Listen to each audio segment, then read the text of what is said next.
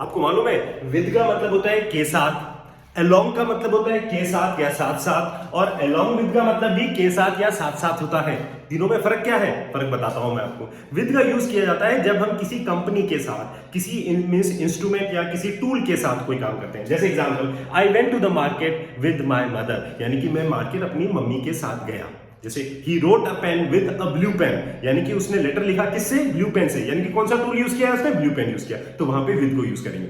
Along जो use किया जाता है, ये यूज किया जाता है के साथ के लिए, लेकिन यहां पे बात की जाती है बगल में, बिसाइड, यानी कि किनारे किनारे किसी चीज के साथ। एग्जांपल जैसे we walked along the beach in the evening, we walked along the beach in the evening मतलब हम जो है बीच के किनारे किनारे शाम को घूमे। सिमिलरली अगर हम बोलेंगे कि the railway track is along the road, यानी कि रेलवे ट्रैक रोड के बगल में है, यानी कि उसके किनारे किनारे है।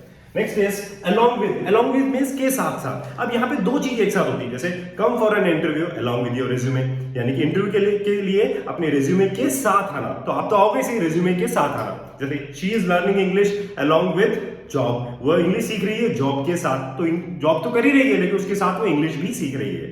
जैसे I gave a birthday gift along with a card, मैंने बर्थडे गिफ्ट तो दिया ही सी, लेकिन उसको मैंने किसके साथ दिया? कार्ड के साथ दिया। तो यहाँ पे दो चीजें एक साथ होती है, तो वहां पे along with यूज करते हैं। And for the detailed video on with, along and along with, click on the link in the description.